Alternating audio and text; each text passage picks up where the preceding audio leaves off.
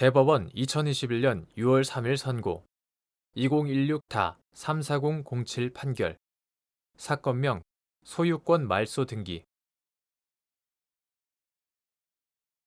명의수탁자가 양자간 명의신탁에 따라 명의신탁자로부터 소유권 이전 등기를 넘겨받은 부동산을 임의로 처분한 경우 형사상 횡령죄의 성립 여부와 관계없이 명의신탁자에 대하여 민사상 불법 행위 책임을 부담하는지 여부 적극 명의수탁자가 양자간 명의신탁에 따라 명의신탁자로부터 소유권 이전 등기를 넘겨받은 부동산을 임의로 처분한 행위가 형사상 횡령죄로 처벌되지 않더라도 위 행위는 명의신탁자의 소유권을 침해하는 행위로서 형사상 횡령죄의 성립 여부와 관계없이 민법상 불법 행위에 해당하여 명의수탁자는 명의신탁자에게 손해배상 책임을 부담한다. 이유는 다음과 같다. 첫째, 대법원은 2021년 2월 18일 선고 2016도 1876일 전원 합의체 판결을 통해 부동산 실권리자 명의 등기에 관한 법률 이하 부동산 실명법이라 한다. 부동산 실명법을 위반하여 명의신탁자가 그 소유인 부동산 등기 명의를 명의수탁자에게 이전하는 양자간 명의신탁의 경우 명의수탁자와 명의신탁자 간의 관계는 형법상 보호할 만한 가치 있는 신임에 의한 관계가 아니고 명의수탁자가 명의신탁자에 대한 관계에서 타인의 재물을 보관하는 자의 지위에 있다고 볼 수도 없으므로 명의수탁자가 신탁받은 부동산을 임의로 처분하여도 명의신탁자에 대한 관계에서 횡령죄가 성립하지 않는다고 하여 종전 대법원 판례를 변경하였다. 둘째, 민사책임과 형사책임은 지도 이념 및 증명책임의 부담과 증명의 정도 등에서 서로 다른 원리가 적용된다.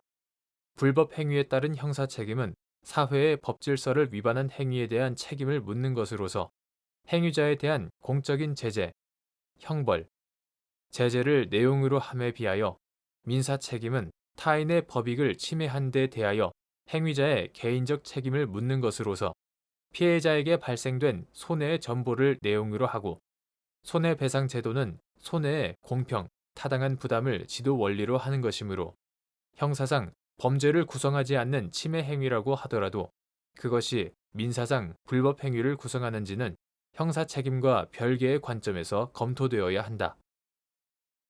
셋째, 부동산 실명법은 명의신탁 약정 제4조 제1항 명의신탁 약정과 명의신탁 약정에 따른 등기로 이루어진 부동산에 관한 물권 변동 제4조 제2항 본문 물권 변동은 무효라고 명시하고 있다.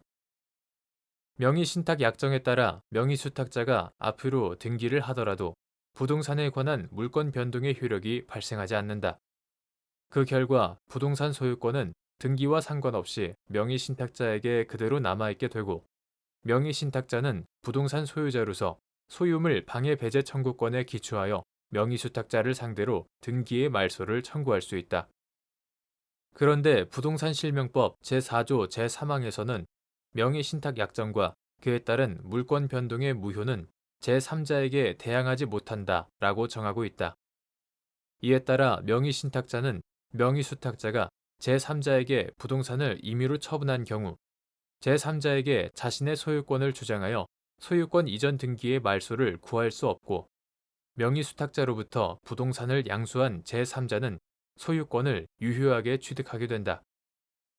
그렇다면 명의신탁받은 부동산을 명의신탁자의 동의 없이 제3자에게 임의로 처분한 명의수탁자는 명의신탁자의 소유권을 침해하는 위법 행위를 한 것이고 이로 인하여 명의신탁자에게 손해가 발생하였으므로 명의수탁자의 행위는 민법 제750조에 따른 불법 행위 책임의 성립 요건을 충족한다.